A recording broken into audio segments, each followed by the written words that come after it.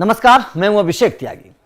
गौतम गंभीर team India के coach बनाए जा रहे हैं, लेकिन जैसे ही गौतम गंभीर टीम इंडिया के कोच बनाए जा रहे हैं और जितनी चर्चाएं हो रही हैं, जितना हाइप क्रिएट किया जा रहा है, उसके बाद में एक सवाल खड़ा हो रहा है। वो सवाल यह है कि आखिर बीसीसीआई केवल गौतम गंभीर के ही पीछे क्यों जा रही है। यह सवाल तो आपके दिमाग में भी जरूर आया होगा।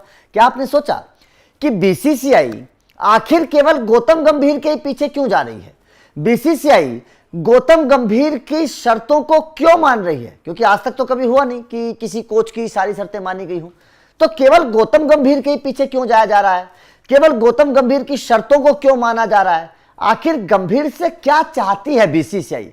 गंभीर के अंदर ऐसी कौन सी ताकत है, कौन सी काबिलियत है कि जिसके बाद जिसको सोचकर बीसीसीआई केवल गंभीर की, बीसीसीआई के दिमाग में केवल गंभीर है और कोई नहीं है। और कोच बनने के बाद गंभीर को कौन सी दो जिम्मेदारियां दी जाने वाली हैं, यह इस वक्त चर्चा का विषय। और आप लोगों को सोचना चाहिए कि कोच बनने के बाद गंभीर को कौन सी दो जिम्मेदारियां दी जाने वाली हैं, जिन जिम्मेदारियों का निर्वहन बाकी लोग नहीं कर पाए और गंभीर को दी जाने वाली है। क्योंकि कोच बनने के बाद गंभीर का कार्यकाल उतना आसान होगा नहीं, ये बात तो सीधी सी है। गंभीर कोच बनते ही, कुर्सी पर बैठते गंभीर को काम मिलना शुरू हो जाएगा और अगला जो मिशन है गौतम गंभीर के लिए, जो टीम इंडिया का अगला मिशन है, उस मिशन पर गंभीर निकल पड़ेंगे। और उस मिशन को कंप्लीट करने के लिए, सक्सेसफुल करने के लिए, उस मिशन में कामयाब होने के लिए गंभीर को बहुत मेहनत करनी पड़ेगी।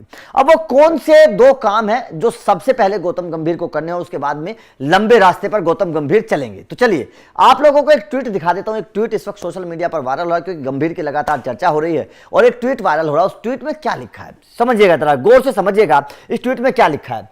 ये लिखा है, ट्वीट जो है उसमें लिखा है कि looking at the inning BCCI is going to make Gautam Gambhir the head coach.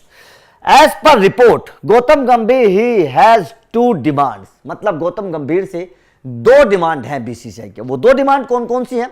Number एक, full control over decision making. मतलब सबसे पहली बात तो ये कि गंभीर चाहते हैं कि मतलब पूरा जो डिसीजन मेकिंग है वो दो, मतलब उनको मिल जाए। हर चीज वो करें, अपनी पसंद से करें, ताकि कोई सवाल बाद में ना रहे, कोई प्रॉब्लम बाद में ना रहे। और जब रिस्पॉन्सिबिलिटी मिली है तो उसके जवाबदेह गंभीर हों। ये सबसे बड़ी बात है। जब जिम्मेदारी मिली है तो उसके जवाबदेह गंभीर हों, तो इसलिए फुल कंट्रोल गौतम गंभीर चाहते हो। Second, different captain for white ball and red ball. मतलब भाई साहब ये बहुत गौर की चीज है, ये आपको समझनी पड़ेगी। मतलब व्हाइट बॉल और रेड बॉल दोनों में अलग अलग कप्तान होना चाहिए। अभी तक क्या होता है कि व्हाइट बॉल और रेड बॉल का टीम इंडिया में एक ही कप्तान होता है, उसके ऊपर प्रेशर होता है, बहुत टेंशन होती है, वो उस तरीके से रणनीति नहीं बना पाता है। लेकिन अगर व्हाइट बॉल और रेड बॉल दोनों का अलग कैप्टन होगा, जैसे इंग्लैंड ऑस्ट्रेलिया में अक्सर होता है, तो फिर कप्तान पर प्रेशर नहीं होगा, टीम अलग होगी, थोड़ा सा खिलाड़ियों को माहौल भी मिलेगा, नए खिलाड़ियों को मौका भी मिलेगा। तो ये गंभीर चाहते हैं। और इन दो बातों को लेकर इस वक्त चर्चा है कि सबसे पहले तो फुल कंट्रोल होना चाहिए, कोई छेड़ने वाला ना हो, कोई सवाल खड़े करने वाला ना हो, कोई समझाने वाला ना हो, कोई टोकने वाला ना हो, कोई रोकने वाला ना हो। ये गंभीर चाहते हैं कि भाई साहब जब मैं कुर्सी पर बैठ जाऊं फिर मेरे ऊपर सवाल मत खड़े करो, मेरा काम देखो, रिजल्ट आए तो ठीक है, नहीं तो सवाल खड़े कर सकते हैं, लेकिन काम देखो, उससे पहले ज्ञान मत दो। ये गौतम गंभीर चाहते हैं। और उसके बाद में व्हाइट बॉल और रेड बॉल का अलग अलग कैप्टन। जाहिर तौर पर अच्छी सोच है गौतम गंभीर की।